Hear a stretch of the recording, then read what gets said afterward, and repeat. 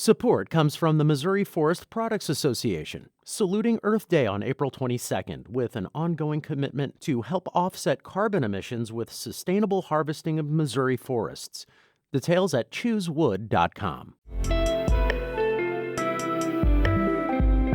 It's Monday, April 18th. This is The Gateway. I'm Wayne Pratt. Students are still catching up after multiple years of pandemic learning, and many parents are seeking ways to help. It's pivotal in the long-term educational lifespan of a child for their parents to be involved. St. Louis Public Radio's Kate Grumke will have that story in just a few minutes. The Missouri Senate is set to tackle the state budget this week. As St. Louis Public Radio's Sarah Kellogg reports, changes to the House's version are almost guaranteed. With the House leaving around $1.8 billion in general revenue to spend, Senate leadership has indicated not all, but at least some of that money will be allocated into their version of the budget. Democratic Representative Sarah Unsicker felt that leaving that much money on the table was a missed opportunity for the House and believes the Senate's budget will be somewhat better to House Democrats. I think when the budget comes back to the House, we'll see a lot of that money spent, and we might not agree on where all of it is spent, but I think it'll be more favorable to our position. Unsicker said leaving money unspent when the state has this much of a surplus is irresponsible, as opposed to spending it to take care of Missourians. In Jefferson City, I'm Sarah Kellogg, St. Louis Public Radio. Unsicker made those comments on Politically Speaking. That episode is posted at stlpr.org. Illinois is launching a statewide tutoring initiative to get students back on track from pandemic learning loss. Southern Illinois University in Carbondale and in Edwardsville will be leading the effort in South and Southwest Illinois.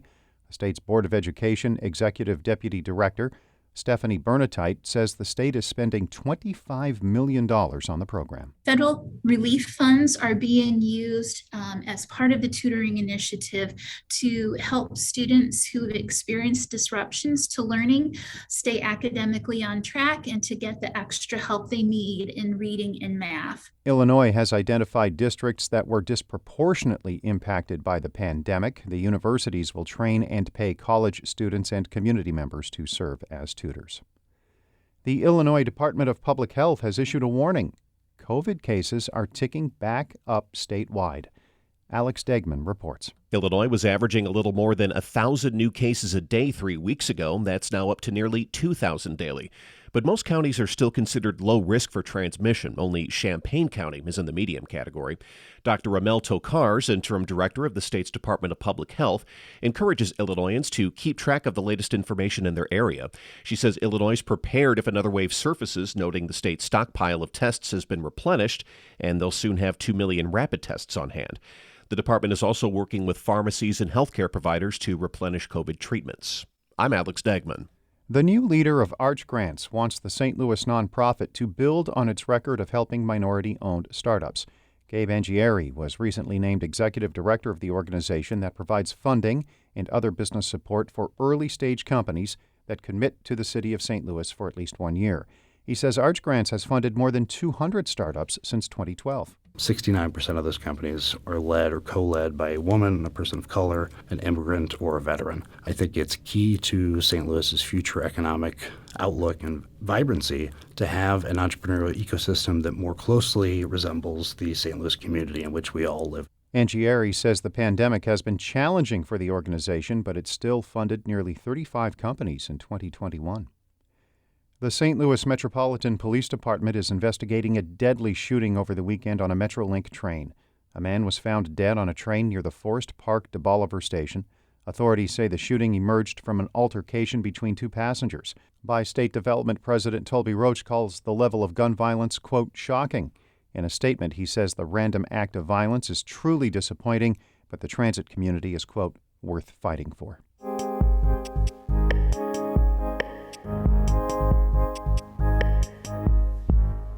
As educators are raising concerns about how the pandemic affects student learning, many parents are wondering what they can do.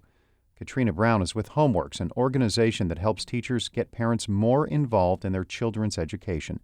She spoke with St. Louis Public Radio's Kate Grumke about ways parents can help outside of school. It's pivotal in the long-term educational lifespan of a child for their parents to be involved. You all are their teachers. You all are their first teachers. So for parents to be able to understand what's going on in their children's school and what they're learning and the various strategies that they can transfer to their home is huge in making sure that kids are feeling supported. I think we should acknowledge that although we want to offer tips for families to support their child's learning, it's not all on them. So what do you think about the pressure families are feeling right now?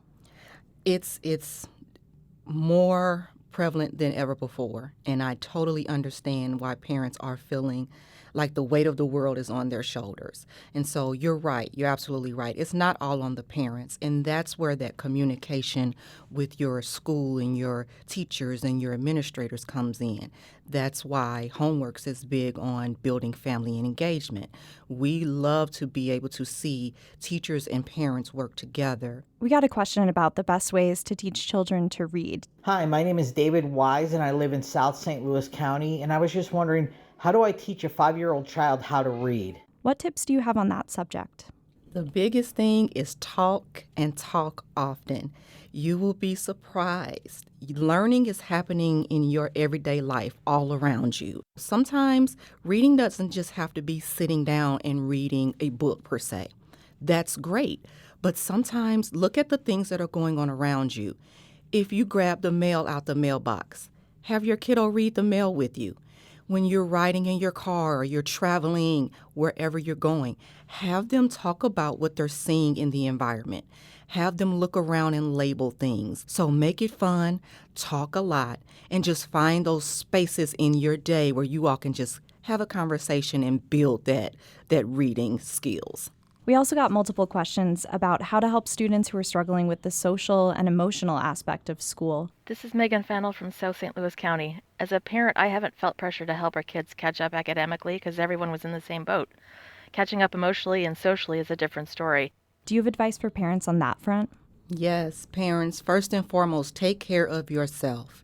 Even when you feel like that's the last thing on your plate and the last thing that you can do, take care of yourself, because as I've said before, kiddos take their cues from their caregivers. And a lot of things are evolving and changing around us as we're trying to move back to our normal, So help your child just regulate, have conversations with them, be present, but try to carve out that time where you're really just focused on having a conversation with your child.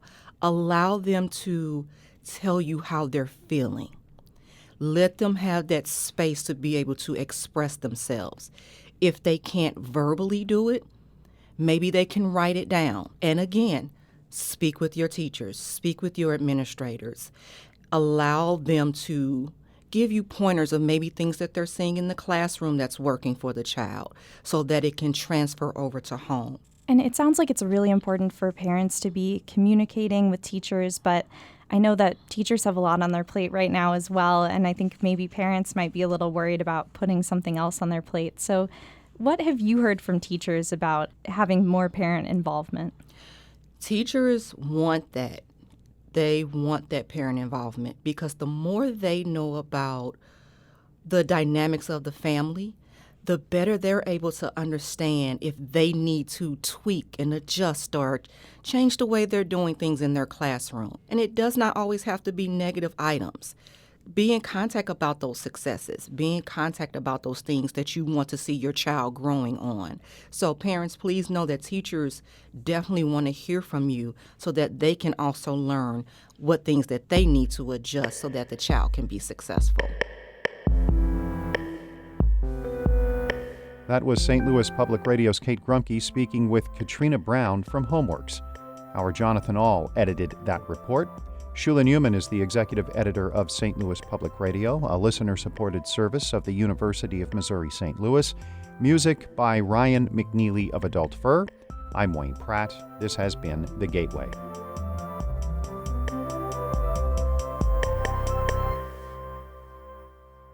Support comes from the Missouri Forest Products Association, saluting Earth Day on April 22nd with an ongoing commitment to help offset carbon emissions with sustainable harvesting of Missouri forests. Details at choosewood.com.